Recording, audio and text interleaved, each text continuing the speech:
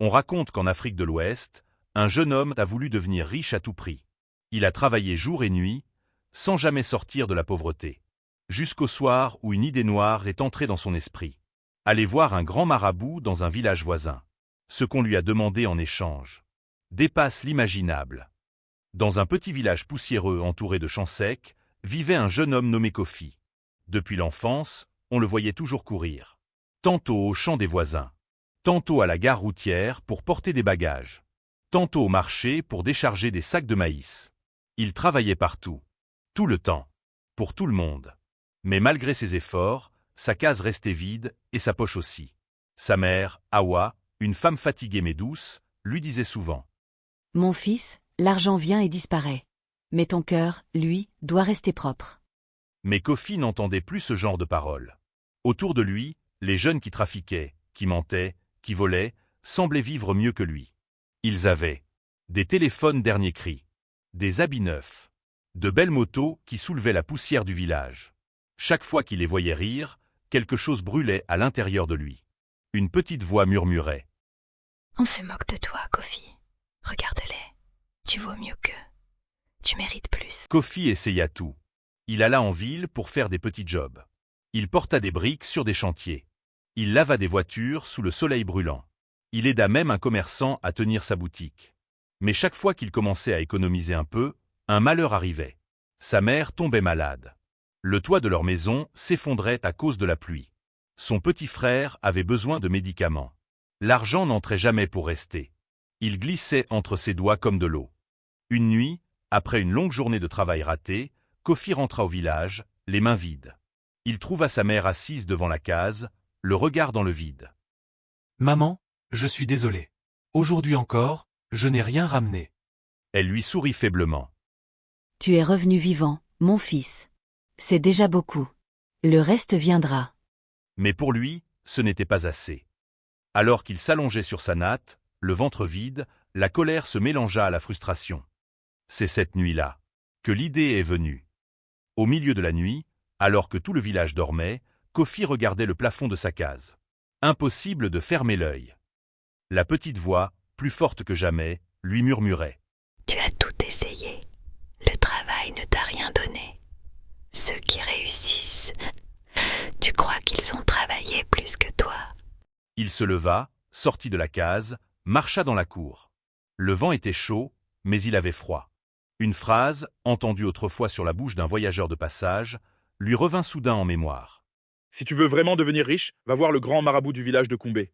C'est lui qui change le destin des hommes. » Kumbé, un village voisin, un endroit dont on parlait à voix basse.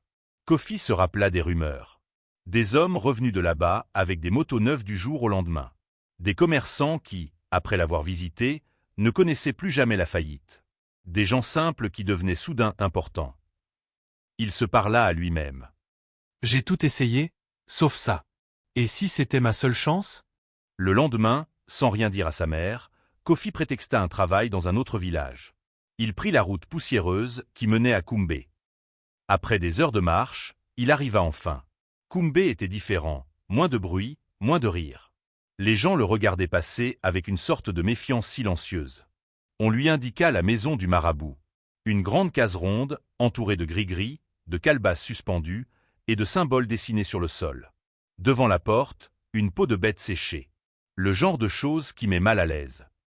Kofi hésita, puis frappa. Une voix grave répondit. « Entre, Kofi, je t'attendais. » Son cœur s'arrêta un instant. Comment connaissait-il son nom? En entrant, il vit un vieil homme aux yeux profondément enfoncés, entouré de bougies, de poudre, de cauris. Le marabout le dévisagea longtemps sans parler. Puis il dit. « Je connais ta question. Tu veux de l'argent. Beaucoup.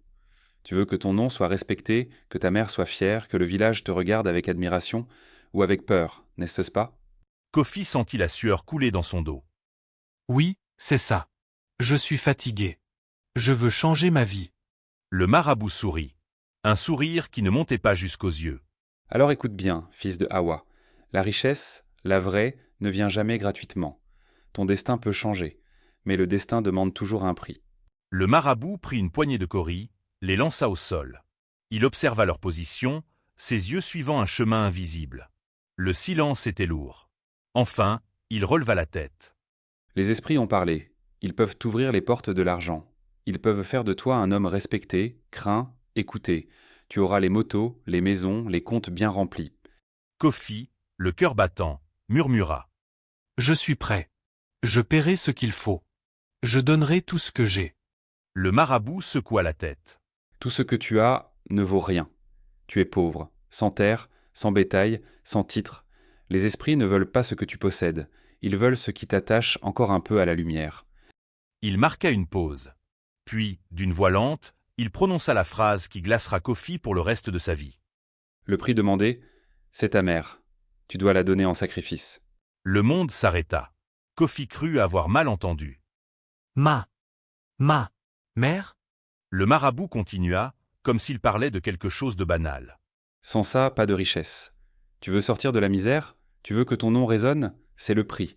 Un seul sacrifice, un seul acte, et ta vie changera pour toujours. Kofi sortit de la case en titubant. Le soleil semblait plus agressif, l'air plus lourd. Sacrifier sa mère? Cette femme qu'il avait élevée seule, qui s'était privée pour qu'il mange, qui restait debout tard la nuit quand il rentrait, juste pour voir s'il était en vie. La petite voix de la nuit revenait. C'est ta seule chance. Elle est vieille.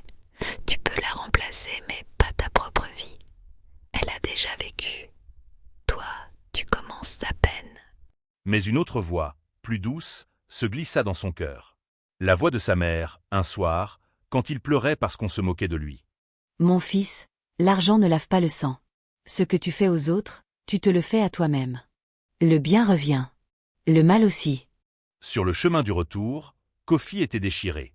Une partie de lui imaginait déjà. Des sacs d'argent. Une grande maison. Des gens qu'il appellerait « patron ». L'autre partie voyait le visage ridé d'Awa, son sourire fatigué, ses mains abîmées par le travail. Arrivé près du village, le soleil commençait à se coucher.